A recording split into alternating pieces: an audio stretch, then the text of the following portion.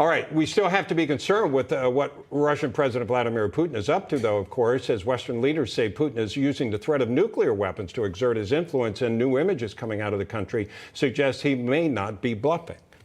Yeah, our correspondent Alex Salvi is live in studio with us. Alex, great to have you here in studio and also, of course, in the United States. Take it away. Bob, Christina, that's exactly right, as you were saying right there. The Times in the United Kingdom reporting that NATO is warning members of Moscow's willingness to use nuclear weapons by carrying out a test on Ukraine's border. And it's a claim that's being supported by an apparent mobilization in Western Russia.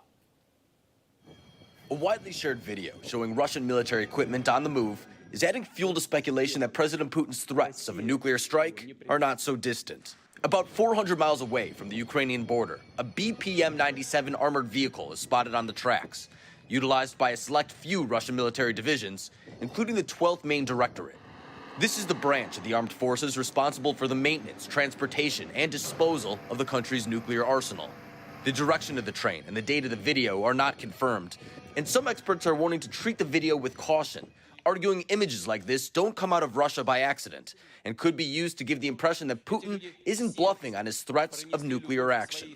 Former CIA Director David Petraeus notes U.S. officials are not seeing any unusual movements of Russian troops to support a strike or the distribution of hazmat suits and other protective gear. And a number of U.S. officials have noted that they have seen no indicators that there is any kind of preparation for this use of nuclear weapons beyond the somewhat irresponsible nuclear saber rattling that Putin has done. And the recent scenes coming out of Russia are certainly adding to the fears, with the train heavily armored with cannons to protect what appears to be precious cargo.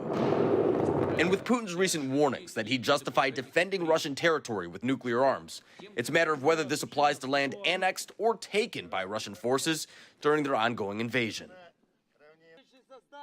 Now, the Pentagon is saying it hasn't noticed a change in nuclear posture by Russia. In the meantime, the Kremlin denying the reports, saying it doesn't want to take part in the nuclear rhetoric being deployed by the West.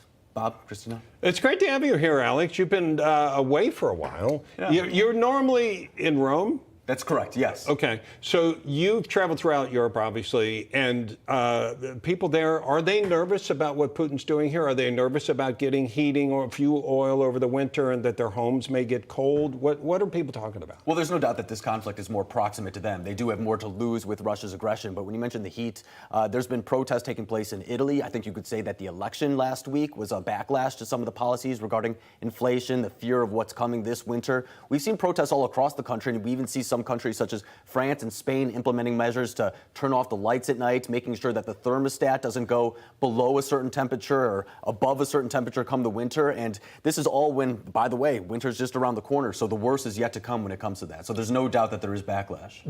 Is it an overstatement to say the new leader in Italy is a fascist? I mean, you see these things, this word dropped a lot. I think it's a term that's kind of being used to label anybody who's a little bit too far to the right of what the newspaper is saying that day. I mean, clearly, I don't think you could say that she's a fascist, given the fact that she's a democratically elected leader. Right wing, maybe a little bit of a different term, but once again, it's different than what we think of conservative in the United States. It is family values, things of that nature, but they are more willing to use the government, for example, to deploy those means. Interesting. Great to have you here, Alex. It's great to be here. Good to see you guys. Good to see you. Too.